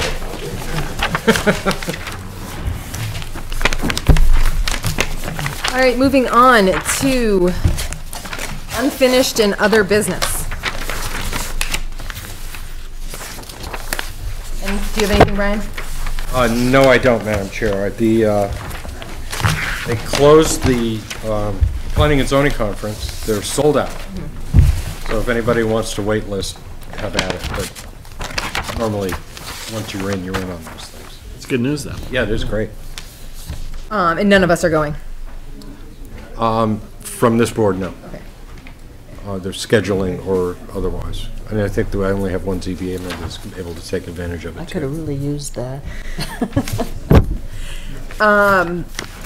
I have one thing. I spoke to someone on the Plymouth Energy Commission, and they are looking for new members. And it is in our bylaws. It encourages us to have some double representation. We have Chris here from the Conservation Commission. Something I'd like to start regularly on our work sessions is having just a check-in, like what's the Conservation Commission working on. It would be great if we had an actual representative from the Energy Commission to join us. But if none of us want to join the Energy Commission, then I told them we would help spread the word that they're looking for Plymouth residents that are. They could always sit as an alternate, Madam Chair. At this point, they only. Yes, could those are sit the only as an chairs alternate, available, yeah. but certainly, or have them report on a rotating basis. Right. Come and talk about, since we have nothing better to do here. Yep. And I know Brian didn't put the master plan on the agenda, but Bill has been sitting through this whole meeting. Oh, that's why he's here. He's spying on John. So I don't want to spend much, I don't want to be here for too much longer, but since Bill has sat through this whole meeting, I would feel pretty badly if we just said, sorry, Bill. You can hand the comments off to me, as long as they're not font comments. I'm no longer doing font comments. I was tempted, but. Bill, do you want to sit? You want to sit and do that Okay. since it's on the master plan? Yep. And one with 2 folds is 2 pages. Okay. All right. I'm actually going to use yours then to make some comments. Is that how you want to proceed? Like, now that it's in InDesign, is it easier for you to physically add to his printout and then hand that to Polly, right? Yeah, and I'll reach out to him. I'll make sure I just copy you on that, just to reach out to him, because I think it sounds like I need to touch base with him quickly. Implementation. Yeah, and the implementation, and I've got the resolution. The image resolution is poor in a couple places, and Actually, the image resolution is poor in most places, and the maps resolution is poor. And I think it's probably because that's the way they printed it. It's like a bad resolution. I think he screenshotted them instead. I can work with him to make some improvements. Is it possible he made a lower resolution PDF as well? That is possible, but the photos, some of the photos actually look okay. I don't know if I hit any good photos. Okay. If you Okay. Especially like zoom in, you see the block. It's possible he made a low resolution PDF for sure. All right. Okay. I did want to say before we got into anything about this this draft that Polly sent us, I just wanted to say thanks everyone for the edits on the chapter or volume 2. I was the one that held it up. We did editing round robin in about 3 days. So fast. Yeah, so that seemed to work really well. I had to have a spreadsheet to figure out where everything was going, but no, it worked really well. So thanks to everyone for that. Like I said, I don't want to take too long to discuss this. Looks like Bill has some good comments. Anyone else have comments that are? I'm also happy to take. If someone wants to send me an email that's like on page 2, halfway down, change this to that, something like that. If you need a little more time to review it, that's fine. If I could get the comments by the weekend, that would be awesome. I had one comment. Yes. Page 42, the last bullet, just context. Should probably read time frame which identifies. Okay, yep. Yep. Did I miss that one? Mm-hmm. Yep. Maybe because it's in You Times missed New one. Roman. Maybe because it's so near the end. Yeah. You were tired. I noticed my comments became less and less as the pages went on. Yeah. Oh, that's common. Oh. Some of them are fun. They're funny comments. Some of us should have started from the back and worked. Yeah. So I got another question too regarding, because you're going to have it through the PSU proofer? So we're working on volume 2, the data book right now, and the students have been updating. Section 1's done, it's being assembled. Section 2 and 3, which you guys just got to us, they've been working on. The young woman who had shown an interest in doing that, we're just waiting to see when we have it ready for her, if she can still commit to it. And if not, I'll let you know. You should all know, as we go through the data book, some of the questions that were asked by board members, like, what does this mean or whatever? In some cases, it's from the 2007 thing, and so we tried our best to address some of those questions, and in some cases, we just took the statement out. That's great. Just to resolve it. I think it's fine too to respond with a comment. There's like a question for us that, I think this is okay, because it'd be nice if everything's close to finished, but if there's something that can't If there's anything burning, I will, Yep. but I'm trying not to have it you guys have to go back through it a whole other time. Because it's really just an appendix of data. Yep. So I'm trying not to have it double as our volume 1, which is much more an explanation. Right. So I just wanted to share that. So thank you for getting it back to us, because that's helping us get a chance to let them finish out the semester, giving us as close to a final product as possible. So something I do want to think about as we put this together is Steve's class did a lot of work on this. The North Country Council also did update 2 of those sections. So at some point, my guess is we'll want to take pieces of both. So we will have to meld the transportation and the economic section just to make sure they're consistent. So. What do you mean? We did pay for the North Country Council to do that. So I think we just want to compare the 2 versions, because your class never looked at the.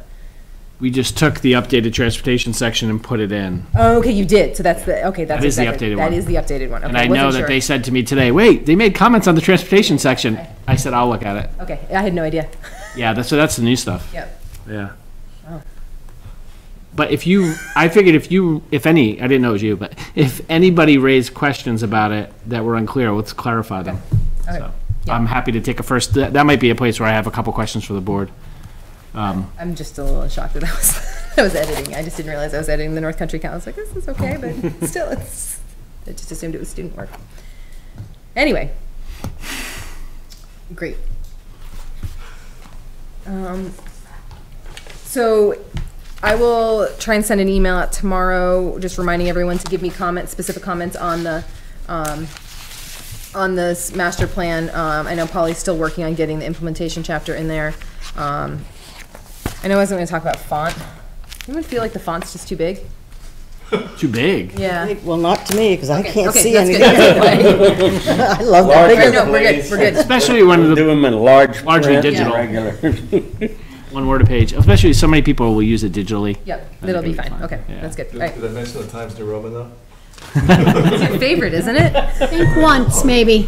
When Mike Ahern was here, I mentioned this. I want to mention it for John's benefit too. So as we go through these edits, our hope is to get it to a final draft that we can get out onto the website and start letting people know that it's out there. Because some people tuned in 2 years ago and may think it's been adopted, or they don't know what's going on. And we want to give them a chance to read through Volume 1. Exactly. And provide feedback before we go to a public hearing. So we don't want anyone to think that we've been in the back room working on this. It's been out in the public, but they need time to review it. Yeah. So. Well, I mean, if you give it to them too soon, I mean, and it's not complete, and they're going back through the whole thing, so it's, Right. yeah.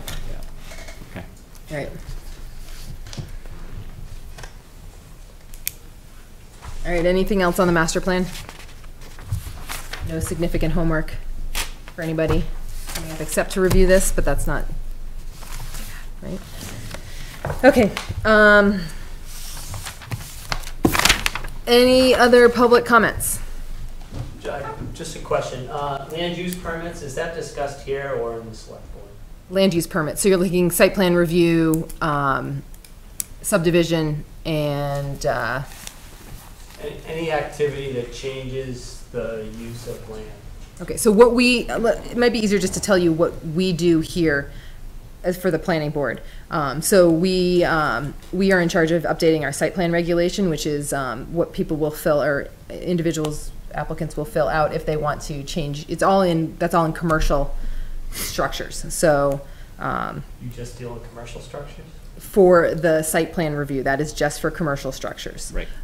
We do subdivisions, whether it's a minor subdivision, so just maybe 2 daughter lots off 1 parent lot, and major subdivisions, which is a number of subdivisions within 1 parent lot.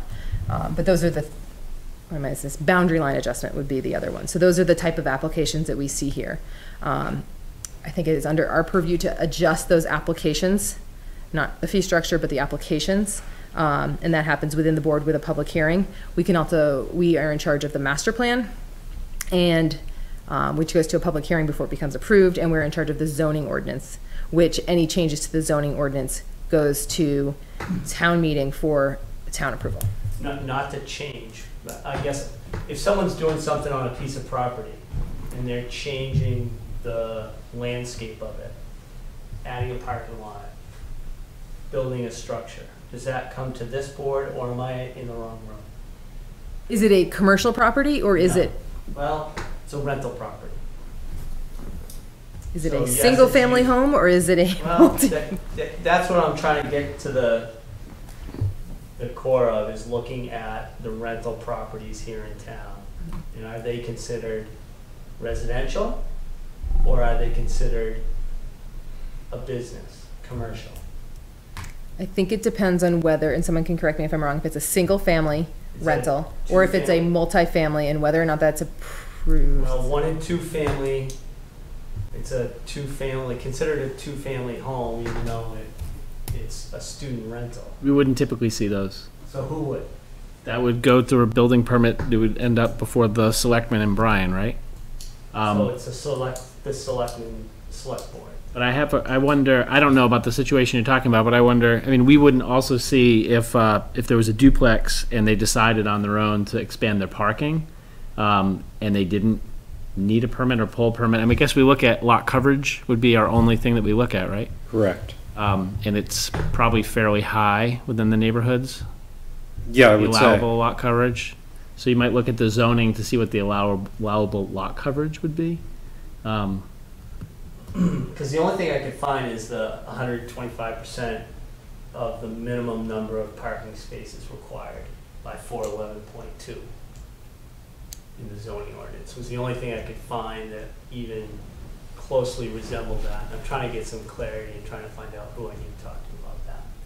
In general, for parking, we tend to make sure that people have a minimum amount of parking, not a maximum amount of parking. Well, if I am not correct, the ordinance says that it can't be more than 125% of the minimum number. Or did I read that wrong? Right, it's 125% either way, greater or lesser. There's two lines in there. But that wouldn't come before us anyway, if it's a residential use, even if it's multifamily. Right. We don't have a permit. We don't have a permit for that. But the building permit, which is overseen by the Board of Selectmen and through Brian. So it goes to the board of selectmen. Yeah. So I'm in the wrong room. No, but I think it's good you came out because you're looking for clarity, and if we can't explain it, I learned stuff from what are we your doing up questions. here? What? I said, if we can't explain it, what are we doing up here, right? I think one thing would help is the questions you're asking are be site-specific to a particular piece of property. Yep. Because there are other things like setbacks, grandfathered, existing use. Right, and I'm trying to find all those answers. Well- And the current zoning ordinance is muddled in grayness. Well, Oh. it gives you the, Yes. Yeah. it gives you And so, the specifics, but the Well- application of them is to a particular piece of property. right, so, So but these there's, people, even a selectman, you would come to before the select board with a question about a particular piece of property. In order for them to give you a legal, lawful, and valid answer, they would have to look at the tax card for a particular piece of property. right, yes, I understand. Okay, so But I'm trying to find out where I find that information. Sure. That's what I'm trying to find out. Well, Now, for any property. Right. And it wasn't, and I'm not sure if it's the zoning ordinance. I was told today to look at, the zoning ordinance, and I did, and it's not very clear on the rules and regulations on permitting. Besides that they're following the IBC 2007, I believe, or 2009. And, so besides that, it's sort of unclear. I'm trying to get some clarity so that, as I look around and see stuff going on, it's not permitted, why is it not permitted? Those are the kind of questions I'm trying to ask. And if this isn't the right place, I'm sorry, I wasted your time because I know it's almost 8:30 and everyone wants to go home. And, I can go to a different board meeting and get those. But I just assume that the planning board oversees the property use. And am I not correct in saying that? We cover the 4 things, well, 5, 6 things that I mentioned. So, but we're not looking at residential properties for any of the, and we're not issuing permits per se. We are reviewing Permits. not permits, but the site plans. Right, site plans. Yeah, applications. So, But, right, so when you change a site, it's only commercial that this board deals with. Is that what you just said? It's confusing because the process isn't spelled out anywhere in most towns very well. We deal with commercial site changes like you saw today for Right. Alex's property or for the property downtown. It's a commercial use. It has parking and buildings and all that.